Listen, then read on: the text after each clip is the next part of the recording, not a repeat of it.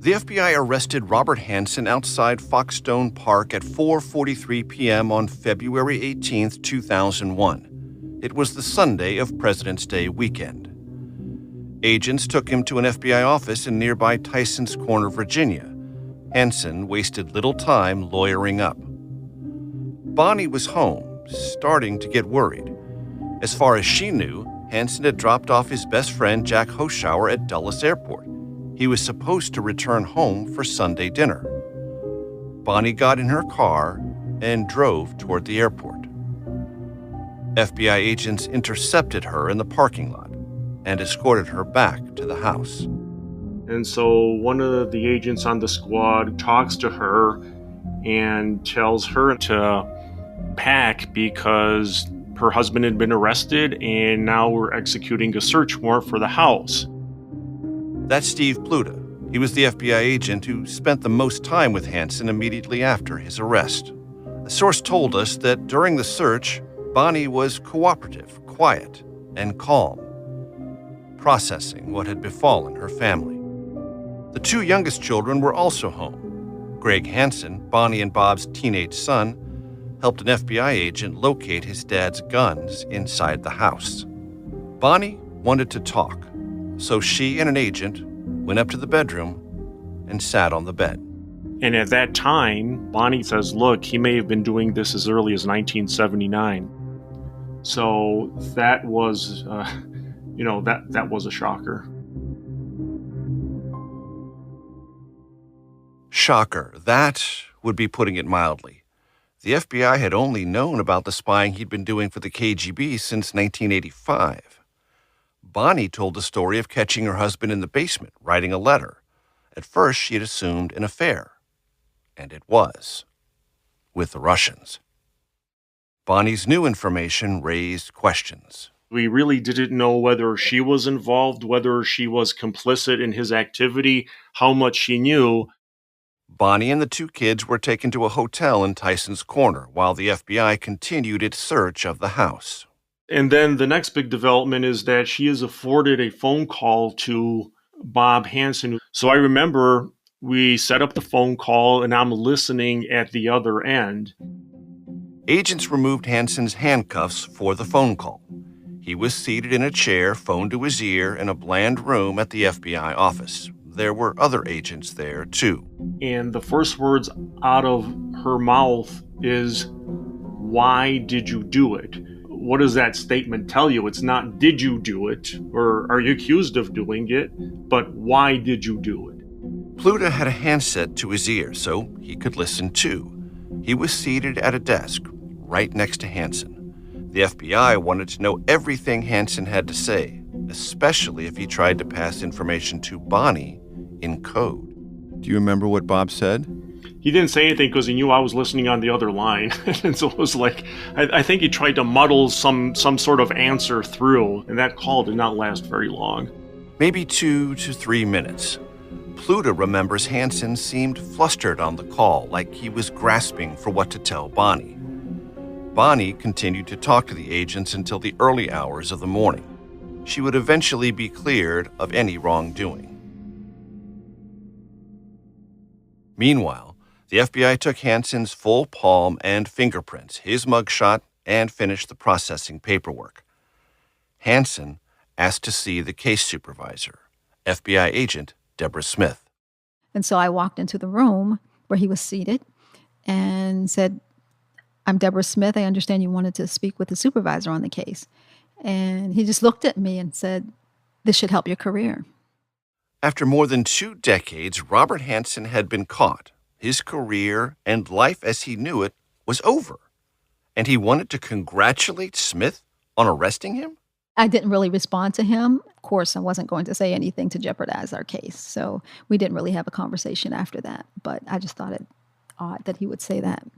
Did he have a look in his eye or a demeanor that struck you in any way? Nope. He looked perfectly calm and... Totally flat? Totally flat, yes. No affect? No. Severe espionage cases carry the specter of the death penalty.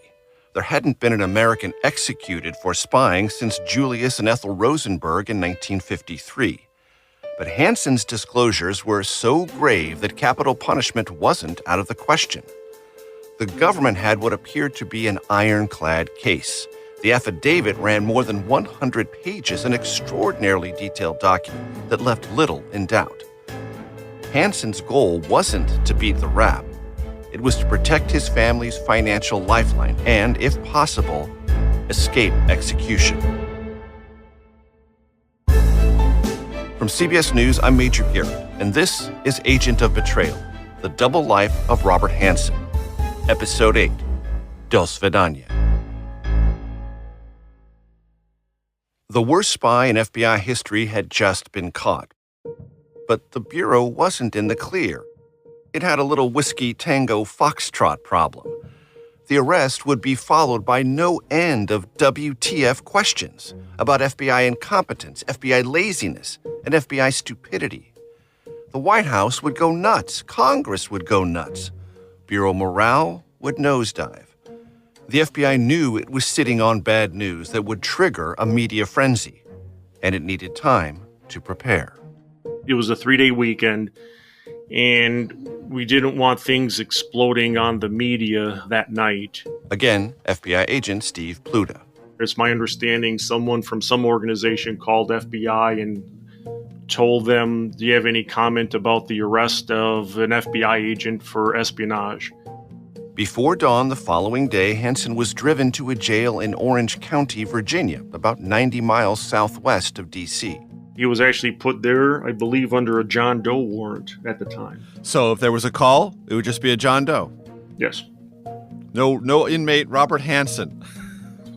And I think you probably understand why.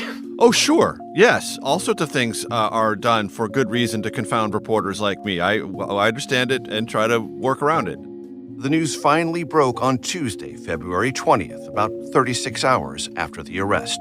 The FBI's case against Robert Hanssen reads like a spy novel, depicting a cautious, secretive loner captivated by the cloak and dagger world of double agents. He swore to uphold the law. Tonight he is accused of selling out his country. The FBI is assessing the damage after a veteran agent was charged with selling secrets to the Russians for 15 years. That afternoon, FBI Director Louis Freeh held a press conference at FBI headquarters alongside the Attorney General and CIA Director. Good afternoon, ladies and gentlemen. I'm Louis Freeh, the FBI Director. The FBI arrested Robert Philip Hanssen, who is charged with committing espionage. Hanssen is a special agent of the FBI with a long career in counterintelligence. The investigation that led to these charges is the direct result of... Hanssen's lawyer, Plato Kacharis, spoke to reporters outside the federal courthouse in Alexandria, Virginia. What was the demeanor of your client? You had a chance to talk to him this morning. He's quite upset. Was he arrested in the park last night, or was it at his home? Can you clarify what I don't was know. he doing at the time? I don't know. I met him this morning for the first time. How strong is the case against him? I have no idea. I told you, I just got in it this morning, so I don't know. How does he intend to plead? At this point, not guilty. Hanssen's neighbors, friends, his former colleagues heard the news. We couldn't believe it. Nobody could believe it. So I went running to my wife and said, that's my roommate.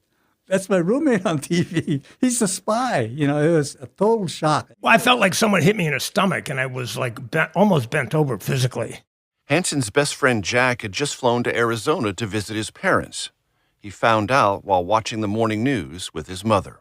Oh, my God, my whole worldview was crumbling practically. Here is my best friend, super conservative, super patriotic, super anti-communist, has just been arrested for being an agent for the Soviet Union. And I was frankly crushed. For the family of Brian Kelly, the CIA man wrongly accused of being the mole, it was sweet vindication. His son Brian heard about Hanssen on his car radio. I had to pull off the side of the road. I've never felt that experience in my life. I don't think I ever will again, but it's indescribable of what I felt released through my body. As for Priscilla Sue Gailey, she was at her mother's house reading a story to her young son when the news broke on television. I sat down and listened, and I'm like, well, it's just not true. You know, they got the wrong one. They were looking for a mole, but they just got the wrong one. But it was him. And he was getting cuffed, and I was flabbergasted. The Friday of that climactic week, FBI agent Steve Pluta drove down to the Orange County, Virginia jail to deliver something to FBI Special Agent Robert Philip Hanssen. His termination papers. Security at the jail was tight. I tell you, I went through the ringer just to try to get in, even though they knew I was coming. It was like, I tell you, I don't mean to laugh, but I think it was just shy of a cavity search before they let me in. Thorough. They're very thorough. And so then you get in, and where do you find Robert Hanssen? He was behind like a glass enclosure, and it was very surreal because Orange County, it's like orange and white pinstripe jumpsuits, if I recall. And just to see Hanssen's look on his face, sort of like almost seemed defeated at the time, be honest with you. I'm across the glass and I, remind him who I am, and here's your termination papers from the FBI. And at the same token, he's trying to pass me letters which were written to his wife. Did he say very much to you? No, other than please get these to my wife and my children, these letters. And it's like, I'm not taking anything. I'm just here to drop off termination papers. Later, Bonnie and the family would visit Hanssen in jail for about 45 minutes at a time. Myself and other agents would actually sit and monitor those visits live to make sure there wasn't any coded information being passed from him to his wife or vice versa. Would you describe those interactions as highly emotional or pretty straight up? Well, emotional. Just think about this one. Obviously, there was some information that came out about Priscilla Sue Gailey, an exotic dancer. And just think about it. Instead of Bonnie learning it directly from Bob Hanssen, she has to read about it in the paper. So when you say emotional, yeah, I think there were some that were very emotional. The legal team representing Hanssen had some experience with espionage cases. Years earlier, his attorney, Plato Kacharis, had represented convicted spy Aldrich Ames. Kacharis represented clients involved in historic scandals. Monica Lewinsky, insiders wrapped up in Watergate and Iran-Contra, and in more recent days, Edward Snowden. Kacharis was a character. He died in 2019, but he spoke to the press around Hanssen's court appearances. What did he do with the money? That's a lot of money that he doesn't seem to have accumulated any personal assets. Jim, I don't know what he did. Living expenses, basically. There's $800,000 in a bank in Moscow. I volunteered to go get it, but they won't let me. Kacharis was known not necessarily for winning cases, but for brokering the most favorable terms for his often guilty clients. What was the goal in representation of Bob Hanssen? Ultimately, spare his life and secure some type of financial comfort for Bonnie Hanssen. Preston Burton worked alongside Kacharis on Hanssen's legal team. I don't think he was so concerned about himself. I think most of his concern was driven by the well-being of his family. The defense team hired psychiatrist Dr. David Charney to analyze Hanssen. Dr. Charney practiced in Alexandria, Virginia, and often worked with members of the intelligence community. He'd even been on the defense team for FBI spy Earl Pitts. Hanssen's team wanted to see if there were any mental health arguments they could use to sway a potential jury away from a death sentence. Dr. Charney interviewed Hanssen in prison for 2 hours every week for a year. He was a fascinating man. What do you make of a guy who is betraying his country on the one hand, and on the other hand, still feels that he's a patriotic American, and he is trying in his own way to improve and strengthen the FBI that he's, at the other hand, betraying? Charney got to know a version of Hanssen that Hanssen wanted him to see, and that few others witnessed. He was interesting, clever, a good conversationalist, a bit too smart for his own good, not quite as smart as what he thought he was, but also witty in this interesting way. He had a sense of humor, a bit snarky and all that, but still, you could laugh. Robert Hanssen witty? A good conversationalist? It's difficult to imagine. Yet, Dr. Charney says that if he could pick an actor to portray Hanssen, it would be, drumroll please, Jeff Goldblum?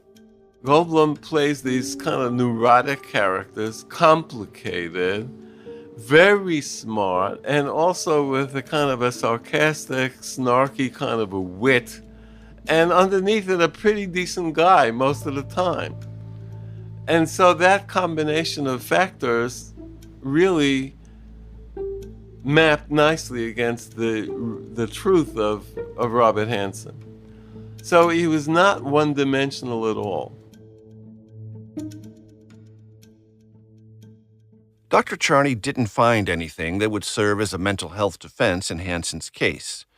But Hanssen's legal team also knew what the government wanted and thought if Hanssen was transparent with investigators, it might be enough to keep him alive.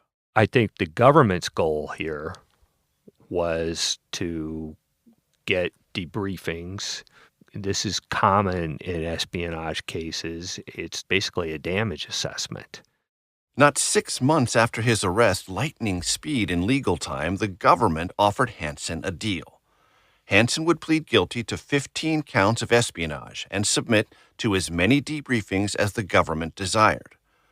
There would be 75 sessions in all, totaling more than 200 hours. In exchange for cooperating with investigators, Hanssen would serve 15 life sentences in prison without parole. Bonnie would get to keep the family house and collect survivor's benefits of her husband's retirement pay, as if Hanssen had died. Hanssen's lawyer again, Plato Kacharis. The death penalty is no longer an option in this case. A reporter asked where Hanssen would be incarcerated. There is a recommendation that we believe the judge will accept, that he go to Allenwood, which is a high-security facility. And the reason for that is it's convenient to his family. And as someone asked earlier, his family very much stands with him and very much will be visiting him. That's in Pennsylvania? Yes. One of Hanssen's debriefing sessions was interrupted by the attacks on 9/11. Hanssen had to be whisked back to his cell, which was a few miles from the Pentagon. Among many other things, 9/11 meant that the remainder of the Hanssen story was buried in the news. Hanssen spoke briefly at the sentencing hearing in 2002.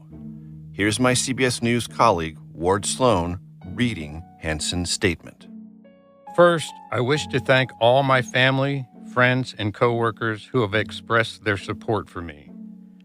I also wish to thank those who have provided support for my family, some of whom are here today. I am humbled by your generosity, your goodness, and your charity. Best friend Jack was at the hearing. So were several FBI colleagues. Mr. Kacharis has said that an apology would be appropriate at this time if I choose to make one. I do. I apologize for my behavior. I am shamed by it. Beyond its illegality, I have torn the trust of so many. Worse, I have opened the door for calumny against my totally innocent wife and our children. I have hurt them deeply. I have hurt so many deeply. For all this, I stand ready to accept the sentence of this court. At the age of 58, Robert Hanssen began his life sentence. The government denied his request to be sent to prison in Pennsylvania, near his home and family. Instead, Hanssen was sent to the loneliest place the feds could find for him.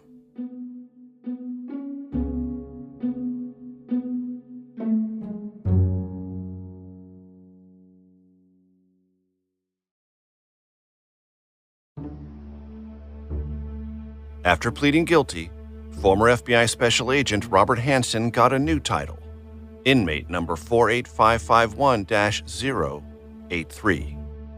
It was mid-July 2002, Hanssen was taken to the only super maximum security facility in the U.S., ADX Florence, the so-called Alcatraz of the Rockies.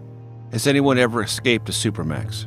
No, not the Supermax in Colorado, just Alcatraz. Bob Hood served as warden at Supermax from 2002 to 2005, early in Hanssen's tenure there. The prison is about 2 hours south of Denver and sits beneath the often snow-capped peaks of the Rocky Mountains. Outside its brick walls, there's a mix of sniper towers, armed mobile patrols, razor wire, and remote nothingness. So from just the exterior, it's shocking. Not that inmates are doing any sightseeing from their cells. The inmate has no chance to see the world. Once you go into the Supermax, you don't see the Rocky Mountains. You don't see the sky. It's basically you're seeing no other inmate when you look out the front, and no inmate when you look out a small back window. And I say small, it's a couple inches wide, enough to look out and get some sunshine. It's a prison designed for each inmate to live in near total solitary confinement. Hanssen's 84-square-foot cell sat behind bars. Outside the bars was a secure steel door. What was his daily life like? Picture yourself in a 7 by 12-foot box. So he has access to a TV. He has access to a small number of books that he can get from our library. So his day is truly 23 hours a day inside of a very stark room, being fed 3 times during that day. And he'll have visitors meaning staff. I would say at a minimum, he would see 6 to 8 people come by and at least inquire how he's doing. But his day is as boring as you can possibly think of, except for what the inmate decides to do. And in his case, it was purely reading. 100%. I don't think I've ever seen him where he was even watching TV much. It was always reading when I would go by his cell. Hanssen read so much he once complained to the medical staff of left elbow soreness from propping himself up. His ailment may have had something to do with the creature comforts inside his cell, steel and concrete. It's a cement bed. It's solid cement with hooks on it in case you have to secure a person. And then there's a mat that goes on and the appropriate blankets and pillows and things like that. Is there a toilet? There is a toilet, a stainless steel toilet. In the cell itself? Correct. Hanssen's cell was also outfitted with a concrete desk and stool and a shower. His neighbors included gangsters, terrorists, and drug lords. As the saying goes, the worst of the worst. Unabomber, shoe bomber, underwear bombers, the Ramsey Youssef, of course, from the 1993 World Trade bombers, the Olympic bomber from Atlanta, Georgia. It's almost like anyone that's so high profile where they're a threat to you and I or others within the prison system, that the Supermax is the last stop, if you will. Now, Hanssen wasn't exactly hobnobbing with El Chapo, Sammy the Bull Gravano, or Ted Kaczynski. Like nearly every Supermax inmate, Hanssen was held in isolation, 23 hours a day, 7 days a week, for almost 21 years. For 1 hour each day, Hanssen could exercise, alone, and caged. Describe that 1 hour of recreation. He'll be strip searched first to make sure he doesn't have anything on him. They will put leg irons on him. They'll put handcuffs on him, a belly chain so he can't lift his arms up and hit you. And he's carefully walked down this main corridor past other cells. But again, he can't see much. There's doors there. Once an inmate reached the exercise space, he would be unshackled. And basically put into a caged area where he can walk around in circles. There's nothing much you can do except, in that case, you do see the sky. No beauty. There's nothing beauty except for the sky. Is there any equipment of any kind in there? Most of the time, it's just you walking in a circle in the cage with a concrete base, period. Warden Hood made daily rounds throughout the complex, which can hold up to 490 inmates, but has never reached capacity. I would see every inmate every day. How would you describe Bob Hanssen? Well, not your typical inmate. We're so used to dealing with feces throwers, cutters, people that hurt themselves. Robert Hanssen, we bring him through the door. And I'm sure it was a shock for him, but more importantly, maybe even for our staff, because he's obviously extremely intelligent. He's older, he's educated, he's seen the world, so he's much different. There might be a little bit more arrogance, thinking he is better. He's not one of them when he first got there. Warden Hood recalls a particular interaction where Hanssen put that arrogance on full display. He asked me one time, he said, "Warden, do you have your senior executive service level?" It's none of his business. I could flip him off if I had that personality. But I said, yes. And he said, well, so do I. Senior Executive Service is a special designation reserved for top government leaders. It was something the FBI dangled to entice Hanssen back to FBI headquarters, so investigators could watch his every move. He hadn't exactly earned it. To me, that adds up to exactly what I would expect of him, because I've earned mine. And for him to say, well, I have one too. If you're trying to ask if I have, what's my pay grade, and you tell me that we're equal, I disagree to this day that we are not equal. Warden Hood recalls Hanssen's wife Bonnie visiting Supermax. Prison rules forbade contact, so Hanssen and Bonnie were separated by glass and spoke through a phone, their conversations recorded by the feds. A friend told us they would pray the rosary. Occasionally, someone from the intelligence community would stop by to debrief Hanssen. That was about it, except for one high-profile visit in 2004. Warden Hood hosted then FBI Director Robert Mueller and his entourage for a tour of the prison. An agent asked if they could see their former colleague, Robert Hanssen. Don't get me wrong, I want to respect the FBI director coming through, but I also want to know people's intent. You know, this is not the local zoo and you want to see a certain animal. Warden Hood's answer wasn't no, but he was wary.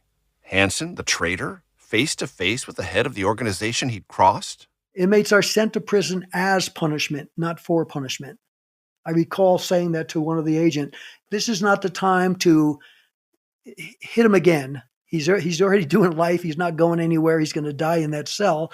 So if you want to see him, do it in an appropriate manner. They got my message. So we headed toward the range where he was kept. And what was that interaction like? There was basically a nod of the heads. It was almost like a surprise, I think, for Hanssen for sure, and a surprise for me that there wasn't a little bit more conversation. Would it be too much to call it a stare down, or did they just look at each other? Hanssen, I think, was like with a smile first because he thought it was just me, and then he realized there's an entourage behind me. So the smile went into a stare. And again, I couldn't see all the faces, but enough to know that it was more of a stare down, and then everyone, to include Hanssen, had just a nod. But I think the nod was basically as good as you're going to get. I think, in my mind, that's what you get. You get a nod. During Warden Hood's tenure, Hanssen's access to the outside came through the black and white TV in his cell. It had a few channels and some religious programming provided by the prison. Hanssen also got copies of USA Today. And he could make calls, albeit to a very small group of people, his family and his lawyers. As part of our reporting, we sued the Bureau of Prisons under the Freedom of Information Act to find out more about Hanssen's phone calls. In 20-plus years at Supermax, Hanssen placed more than 1,100 calls. That works out to about one a week. The family calls were recorded and monitored in real time by an FBI agent. The government told us his first phone call came almost exactly a year after he got to Supermax. We asked if he was actually denied phone privileges for a year or if this was just bad record keeping. The Bureau of Prisons wouldn't say. For a time, Hanssen was also allowed to exchange letters with friends. I think this is like a 5-page letter. One pen pal was Paul Moore, Hanssen's carpool buddy at the FBI, whom we introduced in episode 1. Here's Moore reading from a letter he received from Hanssen in 2005, after Hanssen had seen a TV show about his case. So he says, P.S. And one more thing. Shows like this keep asserting I agreed to cooperate in return for removal of the death penalty. That's untrue. I told them I'd take the death penalty if my wife and the children got her pension. The issue of justice was my only concern. Justice wanted to be seen as hammering me into cooperating. I was willing to help all along. I told that to my attorney on our first meeting. Moore retired from the FBI 4 years before Hanssen went to Supermax. Even so, the government cut off his contact with Hanssen after 3 or 4 letters. Basically, it's just a punishment. I think they knew that Bob enjoyed getting letters from me, and so they put a stop to it. I was writing letters to Bob because I thought he would like knowing that somebody was out there who was thinking of him and thinking from time to time even kind thoughts. Former FBI and Supermax officials told us they couldn't take any chances that Hanssen might use the letters to communicate with Russian intelligence. Best friend Jack Hoschauer also traded notes with Hanssen and sent him books. He shared with us one of the letters he received from Hanssen. Here's our colleague reading an excerpt, as best we can discern the handwriting. Hanssen's all-caps longhand is difficult to make out. Bonnie remains a saint. Here I live in my 10 by 15 foot concrete box and read. I don't recommend it, though, despite the chance to read. I have a television, but without news channels. They rip the covers off any hardbound books. Right now, I have McCullough's John Adams. Hanssen then compared his confinement to his and Jack's summer job at the psychiatric hospital back in the 1960s. I live in a world more insane than Chicago State Hospital, if you can imagine that. I share a cell block with infamous terrorists who, while personable, are in fact certifiable lunatics. That was the last time Jack heard from his best friend. The government also cut off their communication a few months after Hanssen got to Supermax. I don't think there is a day that goes by that something I do, something I see, something I read doesn't remind me of him. We tried sending Hanssen a letter at Supermax. We explained our podcast and asked to interview him. We're fairly certain the letter never made it to Hanssen since we weren't on the list of approved contacts. And even if it had, the government is loath to let federal inmates do interviews, especially Hanssen. Hanssen embarrassed Uncle Sam, and Uncle Sam, it turns out, can be a vengeful warden. Perpetual silence was part of Hanssen's sentence. The Department of Justice also wanted to ensure Hanssen could no longer perpetuate or profit from his espionage while in prison. This might be a tough question for you to answer, but does he belong at Supermax? My honest answer is no. Again, former Supermax warden Bob Hood. Does he need to be in a box? Does he need to be locked down? That is, in my opinion, beyond the punishment needed. Doing life, I'm not opposed to that. Why do you need to be in the box? And the answer, in my opinion, as a former senior person with the Department of Justice, that's the extra punishment. That's the X factor. But to put him in there is to say, we wish you got the death penalty, but you didn't. Or in some cases, and I do believe this, life at the Supermax, the Alcatraz of the Rockies in Colorado, is far worse than death. He doesn't need to be in that kind of a setting, period. Did it feel to you that that was the Department of Justice's way of saying, you embarrassed us and we are pissed off? Exactly.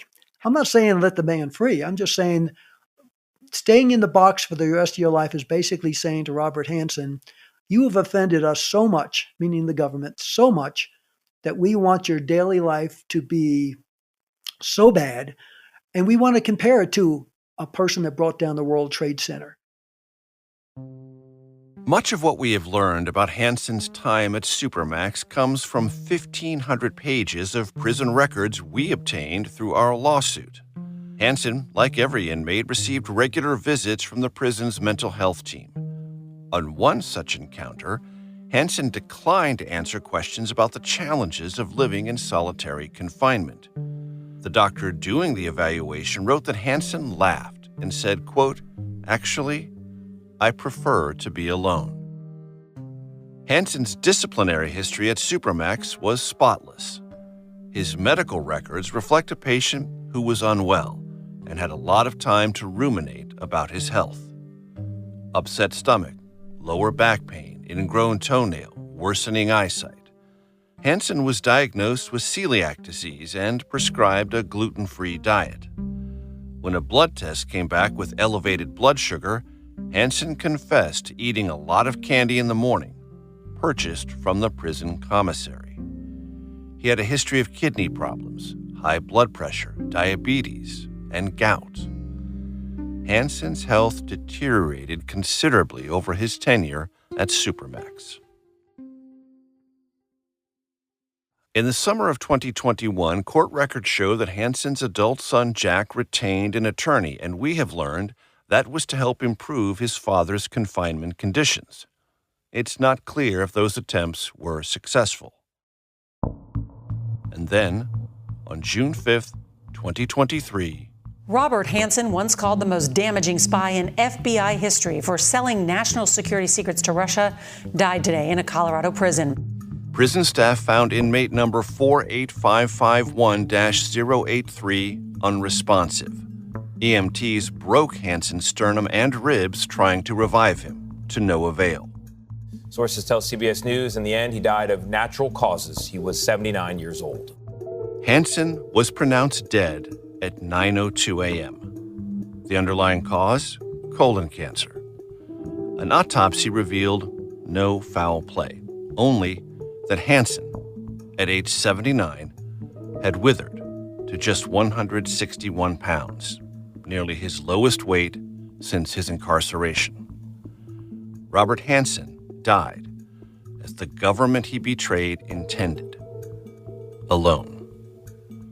Would anyone ever really know why he did what he did?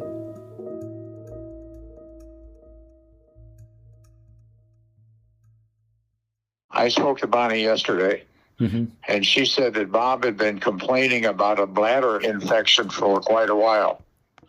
My producer, Arden Fari, called Hanssen's best friend, Jack Hoschauer, a day after Hanssen was pronounced dead.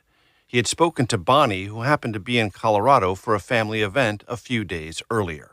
Her granddaughter graduated from the Air Force Academy, so she was out there and went to see him. And he said he's lost so much weight that when he stood up, his pants fell down. Oh, my God. Did you get the sense that she had a chance to say goodbye? No, I mean, she had no idea, apparently, that was going to happen, except she just said he was so emaciated, so gaunt. What was your sense of how Bonnie is dealing with it? She seemed very calm. She told me when they got the news that all the kids cried. And she said she's going to have him cremated and brought back to be buried.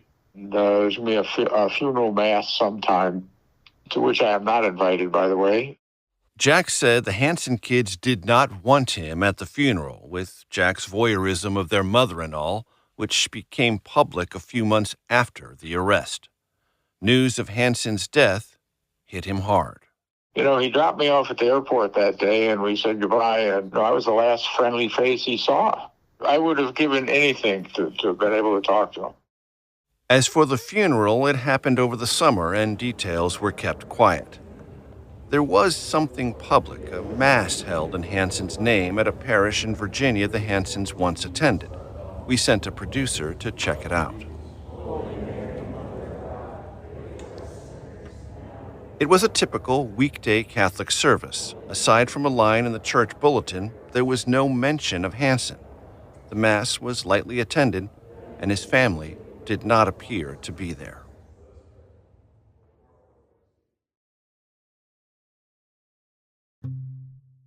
If you'd be so kind, Glenn, finish this sentence. Robert Philip Hanssen was the most damaging spy in FBI history. This is Glenn Fine. He was the Justice Department Inspector General who wrote the report on how the FBI missed Hanssen. Was he a super spy, super really good at it, or was he just kind of average, but damaging in different ways? Well, I would say he was a mediocre agent who had strong technical abilities, but very weak managerial and interpersonal skills.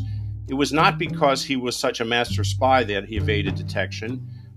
Much of his conduct, in fact, when he was committing espionage, was reckless. But the FBI's longstanding deficiencies in its internal security program allowed him to commit that espionage undetected for over 2 decades. In his debriefings with the FBI, Hanssen said if the Bureau had ever run a financial audit on him, he would have been caught. Hanssen brought to light massive FBI security weaknesses. Before Hanssen, the FBI did not polygraph agents on a regular basis. In his 25 years with the Bureau, Hanssen never sat for one.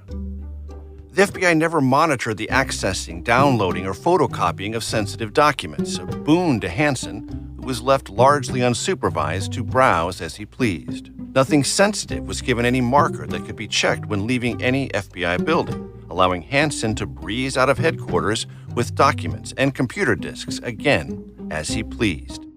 Even easier than checking out a book from the public library. He actually said to us that if there were greater deterrence, he would not have committed espionage. I don't know if that's true or not, but the deterrence was not there, and that many of his actions were reckless and warranted follow-up.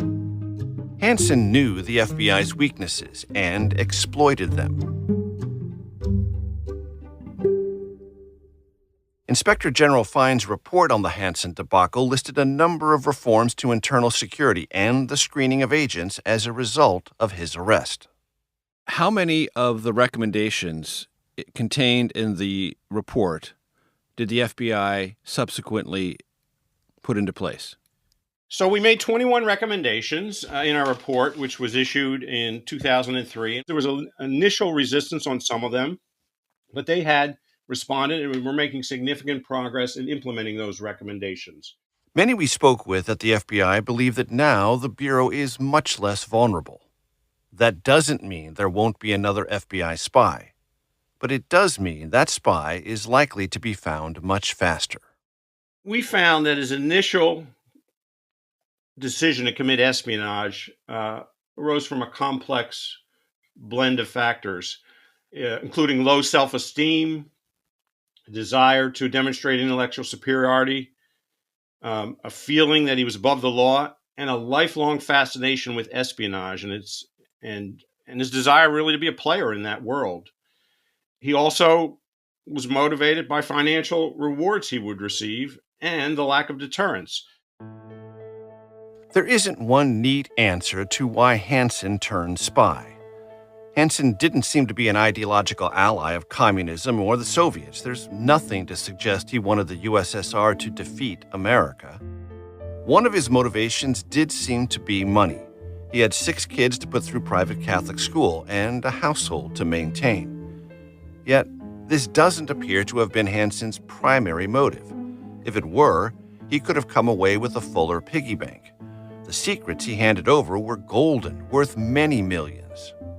In all, he pocketed about $600,000. The Russians said they put another $800,000 in an escrow account.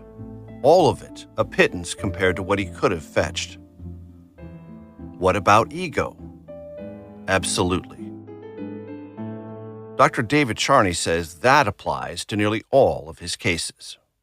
The feeling of insufficiency, lack of success, certain other personal motivations of feeling not appreciated, feeling like a failure on many levels, that causes people to try to do something that will change that equation within their own mind.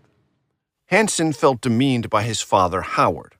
No one in the Chicago Police Department remembers Lieutenant Howard Hanssen. No one in the FBI will ever forget his son. In prison letters to his friend Paul Moore, Hanssen suggested his treachery wasn't really that bad. By Hanssen's reasoning, he was quieting Cold War hostilities by making the Soviets less fearful of U.S. intentions, capabilities, and plans. He rationalized his actions with the belief that he was creating equilibrium in a deadly Cold War face-off. This was complete bullshit. That's not my word. That's the word of numerous FBI colleagues and outside analysts. Hanssen came to resent the FBI and his superiors there. He believed he was the smartest man in any room he walked into. He seethed as he was passed over for promotions by people he thought were idiots. He nursed a grudge. That disparity between self-worth and the perception of others, Dr. Charney told us, can turn into a blinding compulsion. They finally come up with this brilliant idea of crossing the line that's going to solve so many problems, achieve so many things. Once they've crossed the line, they discover that they are stuck and trapped. Trapped in the dead zone of having betrayed America and served a hostile foreign power. But then the truth starts to trickle into your brain. If you had any ideas about trying to end it, you discover that's impossible. Impossible because he can't leave the Russians, and going to the FBI to confess isn't a great option either. I call that sharks in a shark tank. Well, what does that mean? Sharks can swim with each other fine, but if one of them gets nicked and starts to bleed, the other sharks will turn on him like prey. You are stuck and trapped. And you've got to try to figure out how to toe that narrow line for what? For the rest of your life? Who knows? They made their bed, they have to sleep in it now.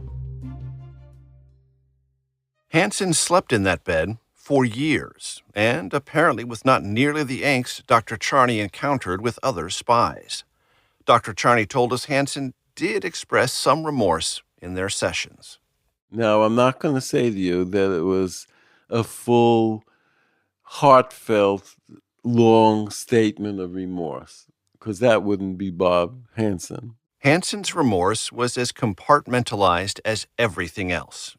He clung to his compartments, never breaking free.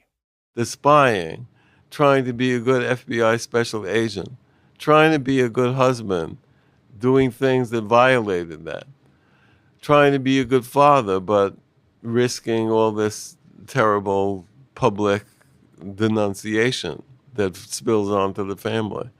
It goes on and on, these opposites that coexist in a way that you just scratch your head and say, how does he do that? I cannot answer that. The family, Bonnie, the 6 children, the more than 15 grandchildren, all live in the shadow of Hanssen's vile public and private crimes. Numerous gentle attempts to elicit any comment were met with politely persistent denials, or no answers at all. Interestingly, Hanssen's grandson, Jack Trimber, does stand-up comedy around the D.C. area. All right, thanks, guys. How's everybody feeling tonight? Good? We chatted a bit with him, but he wasn't willing to be interviewed for the podcast. But we did see his set about his grandfather.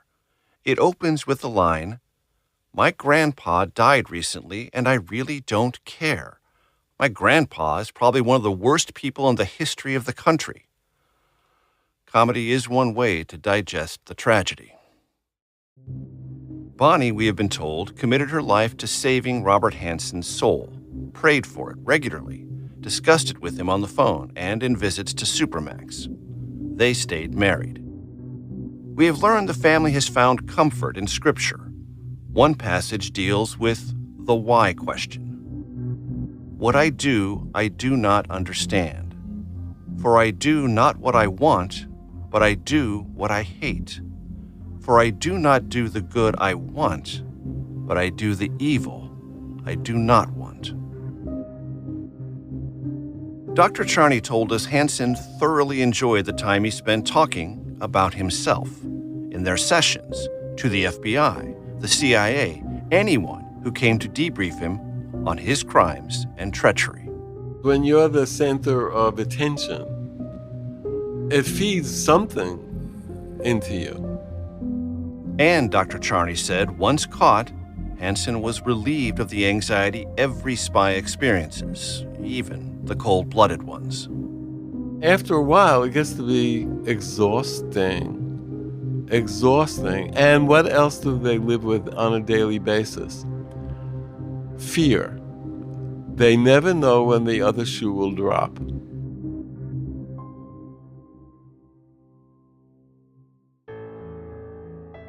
You know that at any time you can hear the knock on the door.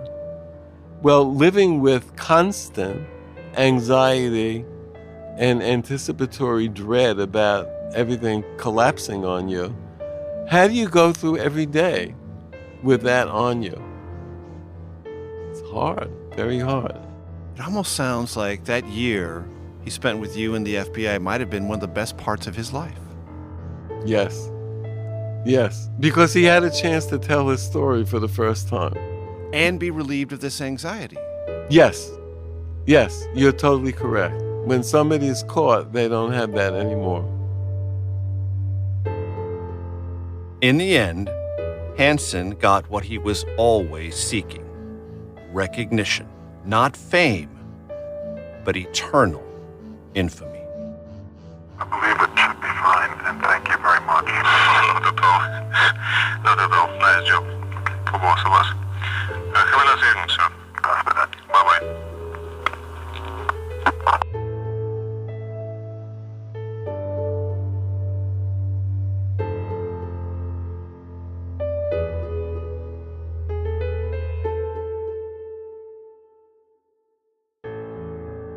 This series was reported by me, Major Garrett, Arden Fari, and Sarah Cook.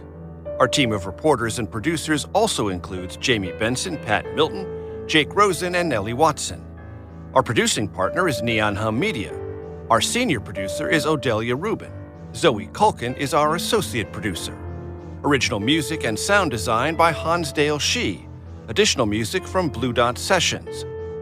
Our thanks to Matthew Schaefer, Kimberly Sullivan, Lily Roos, Mark Memmott, Ward Sloan, and Ainsley Rosito. Executive producers for Agent of Betrayal are Arden Fari, Shara Morris, and me, Major Garrett. Special thanks to Mark Lima, Megan Marcus, Ingrid Cyprian Matthews, and Steve Races of CBS News, and Jonathan Hirsch of Neon Hum Media. We welcome you to contact us at agentofbetrayal@cbsnews.com. That's agentofbetrayal@cbsnews.com. Thanks for listening.